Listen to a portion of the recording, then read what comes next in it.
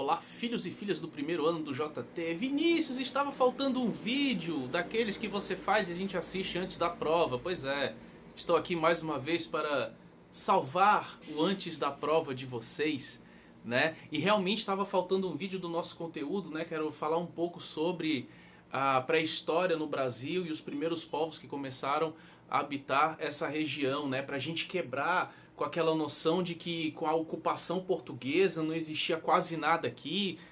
E essa galera chegando e falando, não, tá aqui, é tudo nosso, não tem ninguém e tal. Então a gente precisa ter cuidado com isso.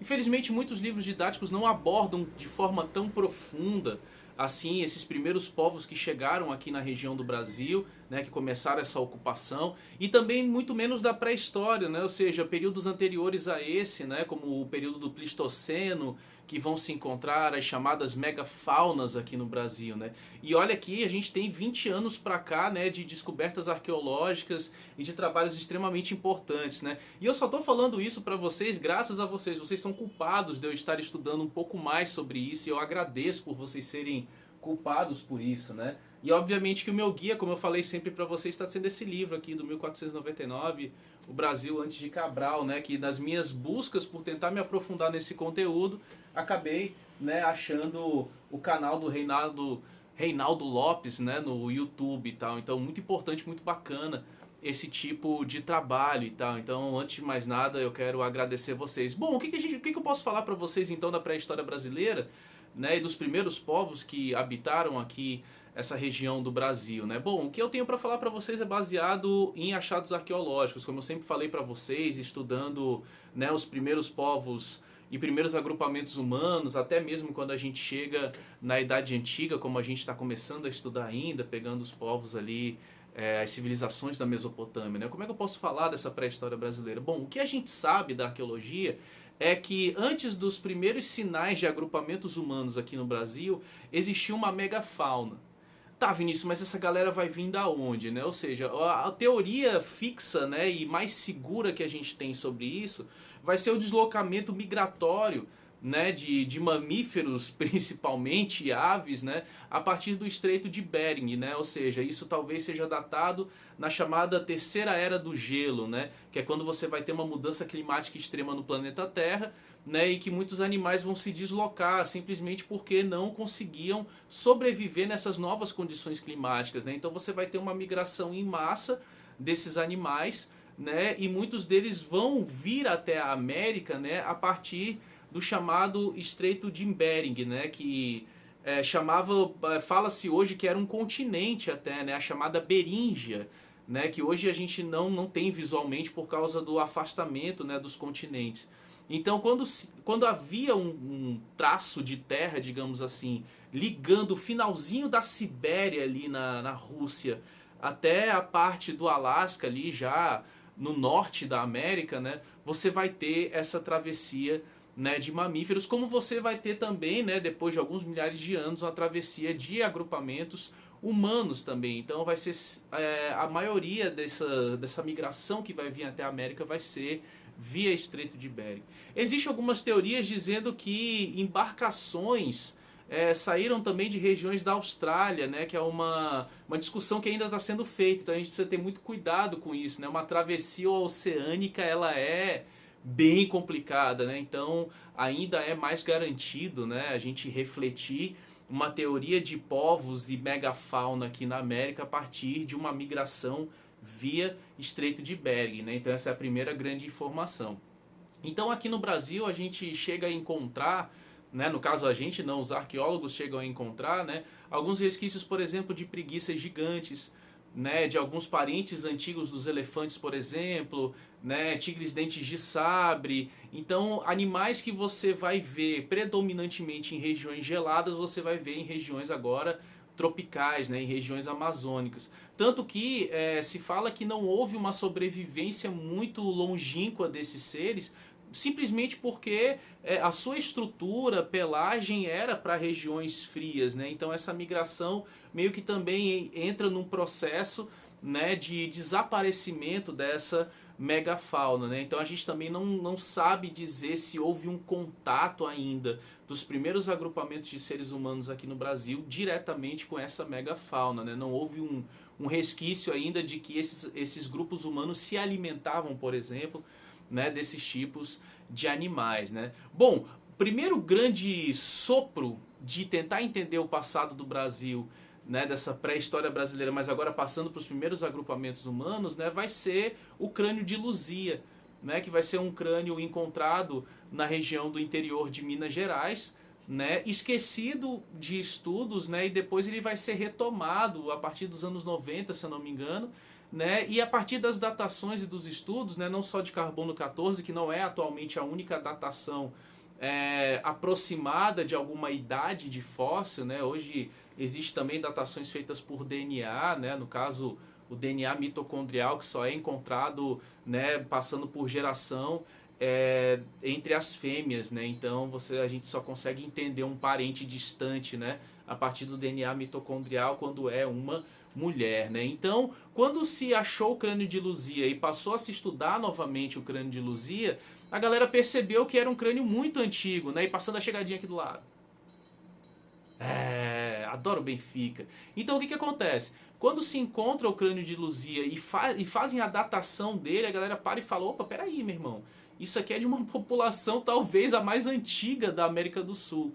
Né? E hoje a gente sabe que o crânio de Luzia ela representa um dos povos, agrupamentos humanos mais antigos que habitaram o Brasil. Né? Então nas escavações da região de Lagoa Santa, no interior de Minas Gerais, é que começaram a descobrir vários outros crânios, vários outros, né, resquícios de agrupamentos humanos, né, principalmente até de, como é que eu posso dizer, de cultura funerária. Né? Então o que foi encontrado, o que é estudado até hoje em Lagoa Santa, no interior de Minas Gerais, é um local perto de uma gruta em Lagoa Santa que, pelas escavações que a gente tem até hoje, era um lugar onde os mortos eram depositados. Isso para os arqueólogos é um negócio sensacional, né? Porque você vai ter uma gama muito grande de ossadas humanas, né, que podem ser analisadas. O grande mistério é, o povo de Luzia tem uma estrutura muito semelhante aos povos da África e os povos da Austrália. E não tem uma aproximação com os povos de traços asiáticos, que são a maior característica, né, das nações indígenas que a gente encontra nas Américas. Né? Quando eu digo nas Américas, é no continente como um todo. Né? E isso, obviamente, é uma discussão que é feita até hoje. Né? Ué, como é que o povo de Luzia tem uma aproximação maior com os australianos e não tem uma aproximação maior com os traços asiáticos? Né? E a gente sabe por quê da migração humana do Estreito de Bering para cá, né? Os povos de traços mais asiáticos ali na região da Sibéria, por exemplo, né? Atravessando aqui para a América e se multiplicando, obviamente, né? Então essa é uma das discussões mais curiosas, né? Então o primeiro grande sítio arqueológico no Brasil que vai trazer esses resquícios mais antigos da ocupação humana aqui no Brasil vai ser o povo de Lagoa Santa, né? No caso, o povo que a gente chama de povo de Luzia, né? Então é bem interessante. E eram povos nômades, né? Só que, como eu disse para vocês, os povos nômades eles não se deslocavam para sempre dos lugares onde eles ocupavam, né? Eles sempre retornavam, era uma questão cíclica, né? Eles não ocupavam fixamente um território, né? Então o que se sabe do povo de Luzia é que era um povo nômade, né? Mas tinha um conhecimento de anatomia humana, por exemplo, muito impressionante, né? Muito pelas práticas de enterro, né? Que eles tinham num período praticamente de, sei lá, 7, 8 mil anos atrás, né? Para vocês terem noção.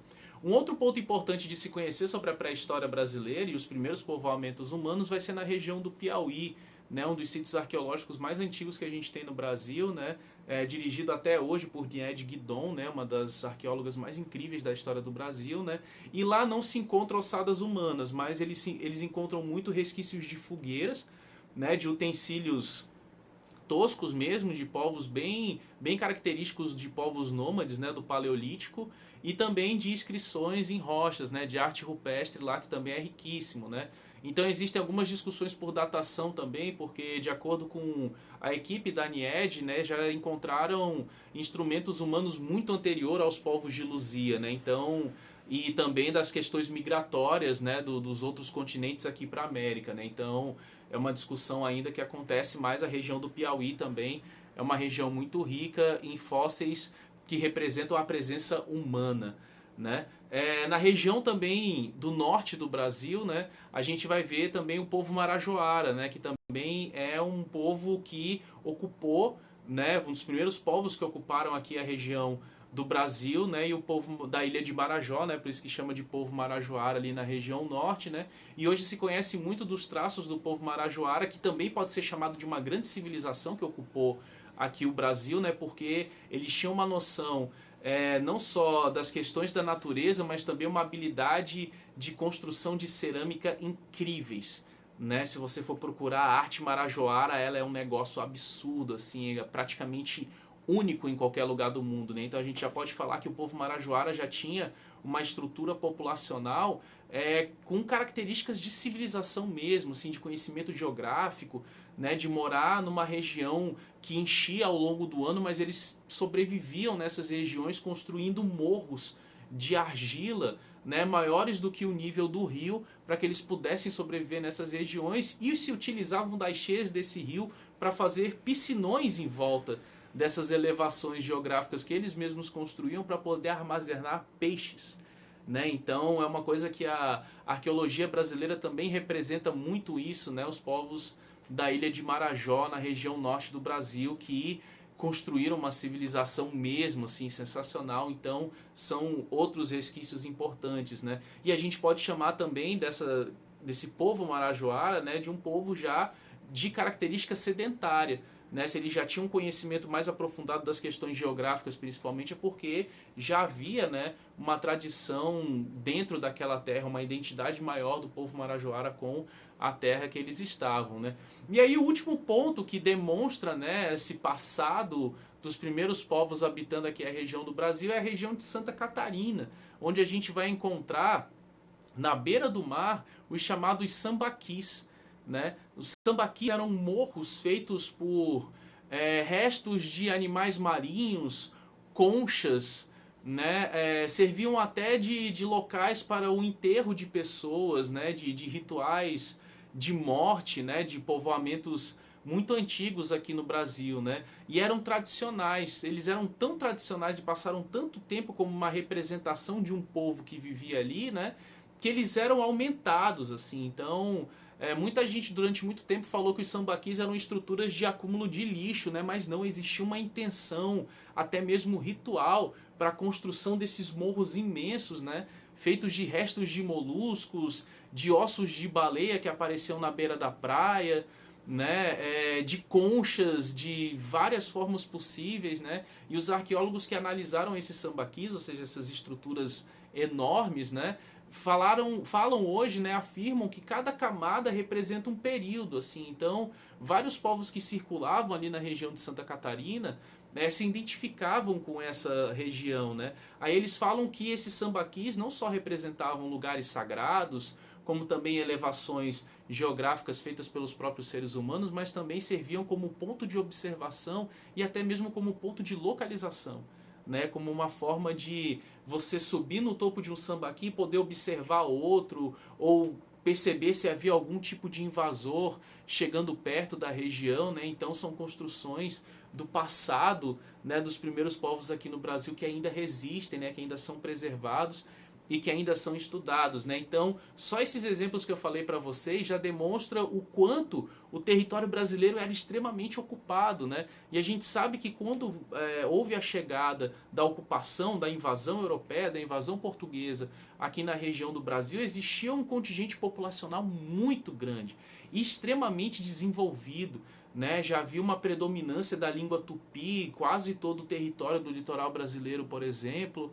Né? Algumas estradas que já ligavam a regiões da Bolívia, né? E onde hoje é a Bolívia, onde hoje é a Colômbia, então já havia uma conexão. Né? A própria Mata Atlântica, né? Ou seja, a exuberância que os portugueses narraram, escreveram, enfim, visualizaram, já era algo feito pelo próprio ser humano. Né? Já havia uma influência direta dos seres humanos, né? Não era uma mata original, né? Então já haviam alguns tipos de plantas já intencionalmente colocadas ali, ou às vezes nem intencionalmente, né? Porque eram carregadas, deslocadas, ou um povo nômade se desloca, guarda alguma fruta ou algo parecido e joga no chão, e aquela fruta acaba germinando numa região completamente distante de quando ela foi originária, digamos assim, né? Então, os portugueses já chegam aqui com um território já influenciado diretamente pela ação do ser humano, tá? Então isso quebra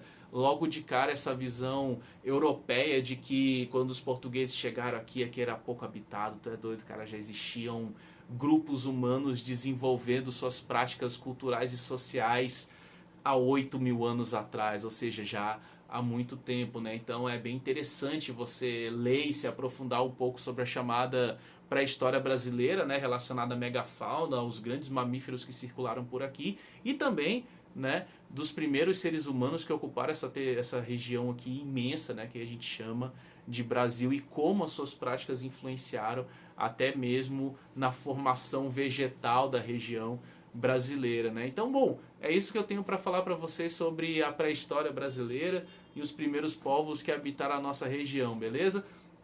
Ótimo EPA para vocês, tudo de bom para vocês, né? Aproveitem suas férias, infelizmente ainda remoto, se cadastrem para serem vacinados e eu tô louco para ver vocês e é isso. Beleza, galera? Então, vamos lá, estudem, fiquem bem, se cuidem e amo tudinho. Valeu, tchau, tchau.